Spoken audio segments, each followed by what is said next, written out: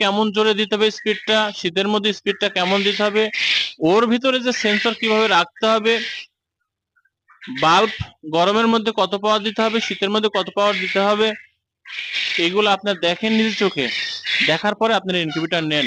এই যে আমার দিনাজপুরের ভাই মনে করেন তার 5,000 ডিম বসাইছে, এবার 5,000 ডিম থেকে ওনার যদি 40% বাচ্চা বের হয়, তাহলে ডিম বেচলে কি তার সাথে বেশি লাভ হতো না? তাহলে ওনার যদি এরকম 2-3 চালান যদি এরকম শেষ হয়ে যায়, খামারটা কিভাবে টিকে তার থাকতে পারে? তো ওই ভাইয়ের জন্য আমি ভিডিওটা করতেছি। আরেকটি ভিডিও আমি তার জন্য কয়েকটা ভিডিও দেব, এবং কোন কোন দোষগুলো আছে তাকে আমি বলে দিয়েছি। তারপরে ভিডিওগুলা সকলের নতুন যারা ইনকিউবেটর চালায় দেখার জন্য বা তাদের জন্য আমি করব।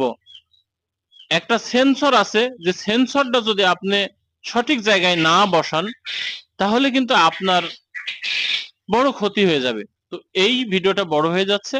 সেন্সরটা কোন মাপে রাখা দরকার, আমি কোন মাপে রাখি, যে আমি যে মাপে রাখি কোন মাপে রাখা দরকার এটা বলবো না, কোন মাপে রাখা দরকার এটা যারা অভিজ্ঞ, অনেক অভিজ্ঞ ইনকিউবেটর তারা জানে। কারণ তাদের কাছ থেকে এখন আমি শিখতেছি, শিখার মধ্যে আছি, তাদেরকে এখনো ফলো করি আমি।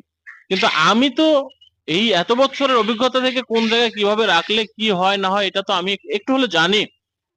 আমি